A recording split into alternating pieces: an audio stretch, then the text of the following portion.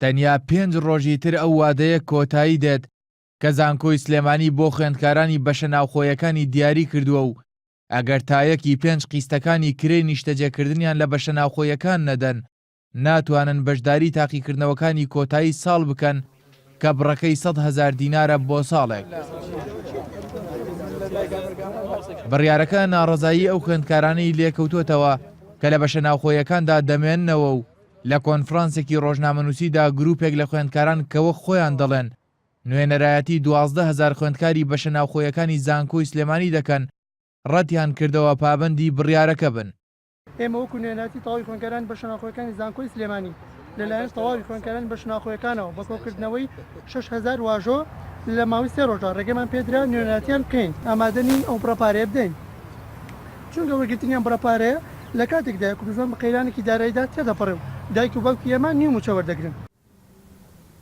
لەسەر بڕیارەکە NRT پەیوەندی کرد بە هەر یەکە لە سەرۆکی زانکۆی سلێمانی و یاریدەدەری سەرۆکی زانکۆ بۆ کاروباری خوێندکاران بەڵام ئامادە نەبوون هیچ لێدوانێک بدەن.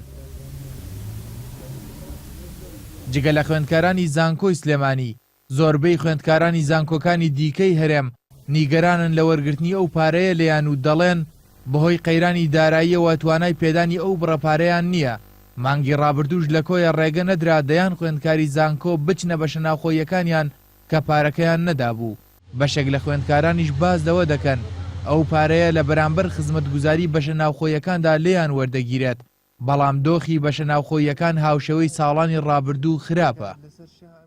ماوەی چەند ساڵانی ڕابردوودا لە زانکۆی سلێمانیدا دەرماڵەمان وەردەگرت بەڵام ئێمە دەسە دەرماڵەکەمان بڕاو و هیچ دەرماڵێکمان ماوەی 2 ساڵە وەرنەگرتووە لە هەمان کاتدا بڕا موچەی کەسوکارمان کە خوێندکارین ئێمە موچەی کەسوکارمان کەموو فەرمانبەری حکوومەتە بڕاو و نیوموچە ڕوبع موچە وەردەگرن ئەمە لە کاتێکدا ئێمە ڕێڕەزامەند هیچ بە هیچ شێوازێک رازی نیمان بەدانی ئەو بڕەپارەی کە لە خوێندکاران وەردەگرێت لە بریمانەوەی بەشە ناوخۆیەکاندا لە کاتێکدا ئەم بڕەپارەی کە داوا لە ئێمە کراوە حەڵی بەشە ناوخۆیەکان خۆمان خوێندکاران خۆیان بەشە ناوخۆیەکان پاک دەکەنەوە هیچ جۆرە خزمەتگوزاریی بۆ دابین نەکراوە.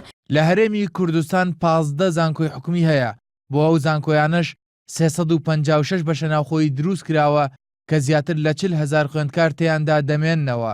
مانگی ئەیلولی ساڵی ڕابردووش ئەنجومەنی وەزیران لە ڕێگەی وەزارەتی خوێندنی باڵا و بڕیاریدا بە وەرگرتنی بڕی 100,000 دینار لە هەر خوێندکارێک لە بەرامبەر مانەوەیان لەو بەشە ناوخۆیانەدا بۆ ماوەی ساڵێک.